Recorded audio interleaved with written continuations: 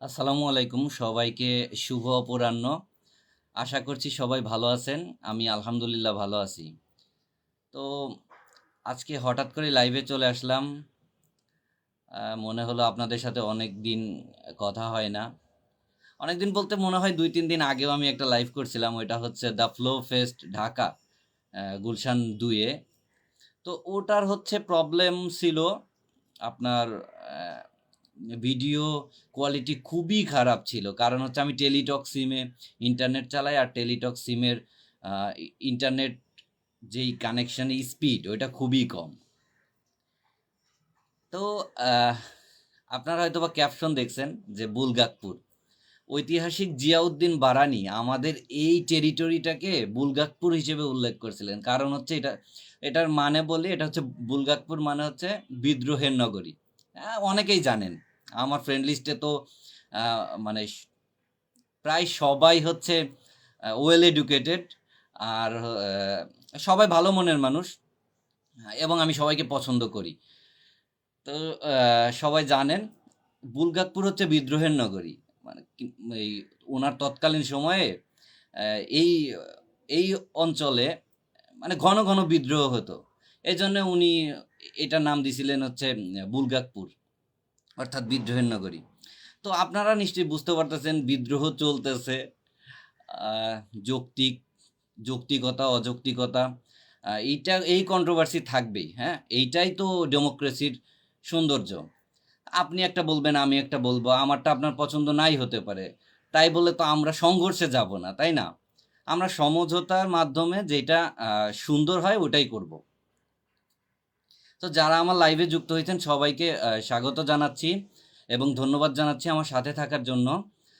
আজকে কি বিষয়ে কথা বলা যায় সেটা হচ্ছে, দেখেন আমাদের আহ, সম্মানিত হচ্ছে শিক্ষক, সহকারী শিক্ষক, প্রাথমিক বিদ্যালয়ের সহকারী শিক্ষকগণ, ওনারা কিন্তু আন্দোলন করতেছেন ওনাদের হচ্ছে চাকরি ১০ম গ্রেডে উন্নীত করার জন্য। তো এই বিষয়ে পক্ষে বিপক্ষে অনেক মতামত থাকতে পারে। তা আমি যেই বিষয়টা বলতে চাই যে ওনারা তো সরকারি কর্মচারী, মানে কাগজে কলমে যারা সরকারের কর্মে নিয়োজিত তারা সবাই হচ্ছে সরকারি কর্মচারী। তো সরকারি কর্মচারী হয়ে আপনারা সরকারের বিরুদ্ধে এইভাবে, এখন তো এই শতাব্দীতে এসে তো এই ধরনের আন্দোলন আসলে কাম্য না। রাস্তা বন্ধ করে বা আহ, আপনারা মানে কেপিআই বা গুরুত্বপূর্ণ স্থান আছে ওখানে, হ্যাঁ, সেই অঞ্চলটাতে যদি আপনারা আহ, মানে অ্যাটাক করতে চান বা কোনো,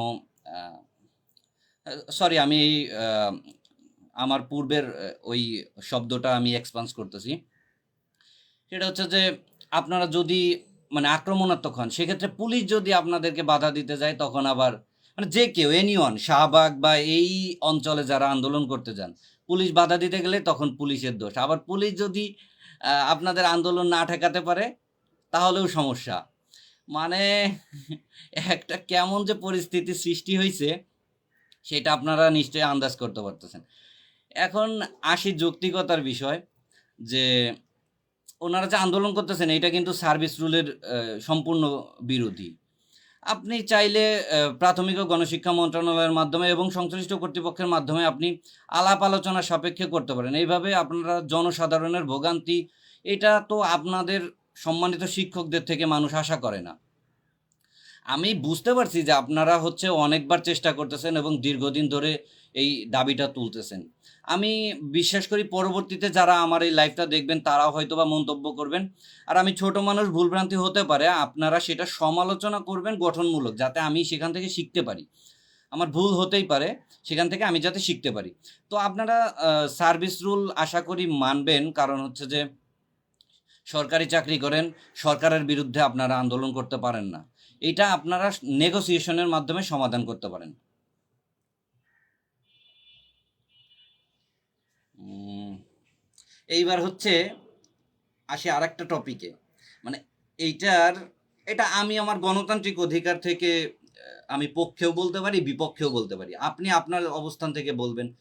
কিন্তু আমি খেয়াল করলাম যে অধিকাংশ যারা এই সেক্টরের সাথে সংশ্লিষ্ট বা তাদের ফ্যামিলি, তারা ছাড়া বাংলাদেশের আর আহ, বাংলাদেশের আর আপামর সাধারণ জনগোষ্ঠী এই এইটার পক্ষে যাচ্ছে না।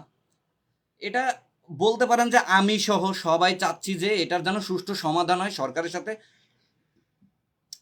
এক্সট্রিমলি সরি, সুষ্ঠু আলোচনার মাধ্যমে এটা সমাধান হোক। এবং সরকার যদি আপনাদেরকে দিতে চায় সেটা দেবে, না দিতে চাইলে আপনাদেরকে কিভাবে বুঝাবে সেটা সরকার আর আপনাদের বিষয়। কিন্তু আমরা যারা সাধারণ জনগণ, আমরা এইটার হয়তো কেউ কেউ চাচ্ছি যে এইটা দিলে সমস্যা হবে। সমস্যা কি? আমার আগামী আগামীতে যখন আমার ফ্যামিলির বা অন্য কোনো বাচ্চা প্রাইমারি স্কুলে ভর্তি করাতে যাব, তা আমরা তো সবাই চাই যে মানে 10ম গ্রেডের যেই নিয়োগ বিধি, ওই নিয়োগ বিধি ফলো করে নিয়োগপ্রাপ্তদের হচ্ছে আমি চাইবো যে আমার বাচ্চাকে পড়াক, তাই না? আপনিও তো চাইবেন নিশ্চয়ই। তো সেক্ষেত্রে একজন যদি এসেই বলে যে তাকে 10ম গ্রেড দিতে হবে, যৌক্তিকতা কি? তাদের সবাই হচ্ছে মোটামুটি এখন হচ্ছে অনার্স মাস্টার্স পাস। আচ্ছা, আপনি কি জানেন যে রেলওয়ের যে ওয়েম্যান পরীক্ষা নেয়, ওয়েম্যানের নিয়োগ দিল, এখানে কিন্তু আমি যদি ভুল না করি তাহলে 90%-এর কাছাকাছি সবাই মাস্টার্স পাস। চিন্তা করা যায়, 90%-এর কাছাকাছি সবাই মাস্টার্স পাস। তাহলে ওরা যদি কিছুদিন পর দাবি তুলে যে আমাদেরকে 9ম গ্রেড দিতে হবে, কি করবেন? আর এখন আপনি বলতে পারেন যে নার্স, হ্যাঁ সেই বিষয়ে আগেই সুরাহা হয়ে গেছে, হ্যাঁ একটা মীমাংসিত বিষয়। আর সেই বিষয়ে আপনাদের যদি আপত্তি থাকে সেইটাও আপনারা নেগোসিয়েশন করতে পারেন, সরকারের কাছে বলতে পারেন যে ওনাদেরকে দিলেন আমাদের। কিন্তু আন্দোলনের এই যে প্রক্রিয়াটা, এইটা সাধারণ জনগণ আপনাদের থেকে আশা করে না। হ্যাঁ, আপনারা সম্মানিত শিক্ষক, আপনাদের আন্দোলনটা এই শতাব্দীতে এসে আর একটু ভিন্নতর হওয়া মানুষ আশা করে। এখন আর একটা বিষয়ে আসি যে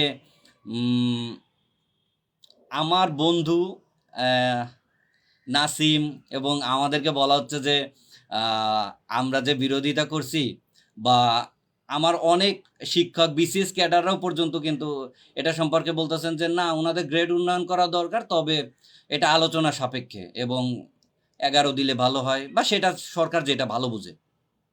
এখন আমার কথা হচ্ছে যে আমাদের কথা বলতেছে আমরা নাকি বিরোধিতা করতেছি যে এই চাকরি না পাইয়া। আচ্ছা, আমি একটু ক্যাজুয়ালি কথা বলতেছি, ক্ষমা সুন্দর দৃষ্টিতে দেখবেন। হ্যাঁ, আগে ওই ছেলেটার কথা বলি। ওই ছেলেটা আপনার হচ্ছে একটা বিসিএস এর রিটেন দিছে, 9ম গ্রেডে প্রধানমন্ত্রী কার্যালয়ে সহকারী পরিচালক ভাইবা দুঃখিত রিটেন দিছে। আর আর ও অলরেডি একটা 13তম গ্রেডে চাকরি করে সম্ভবত। আর হচ্ছে ও অনেকগুলা প্রিলি রিটেন দিছে, ভাইবা ফেস করছে। 10ম গ্রেডের অ্যারোড্রেম অফিসার এখানে ভাইবা ফেস করছে, কিন্তু আনফর্চুনেটলি হয় নাই। তারপর হচ্ছে মাউসিতে 10ম গ্রেডে সে ভাইবা দিছে, এটাতেও আনফর্চুনেটলি হয় নাই। আর আমার নিজের কথা বেশি কিছু বলবো না, শুধুমাত্র মানে ছোট্ট করে একটা কথা বলি যে আপনারা যে মানে যে গ্রেডেই কর্মরত আছেন ওই গ্রেডের চাকরি এবং প্রতি মাসে একটা মানে লাঞ্চ ভাতার যেই সুবিধাটা, হ্যাঁ 400 টাকা করে, এখান থেকে প্রায় 8,500 টাকা কর্মদিবসে হিসাব করলে হয় 8,000 প্লাস। এইরকম একটা চাকরি, এরকম একটা অপরচুনিটি কিন্তু আল্লাহ আমাকে মানে এই লোভটা থেকেও বেঁচে থাকার আমাকে মানে তৌফিক দিছে। হ্যাঁ, কিভাবে বলি এটা, তো মানে আমি চাইছি, আমার ওটা ভাল লাগে না। এখন আপনার ভালো লাগতেই পারে, আপনি যেতেই পারেন।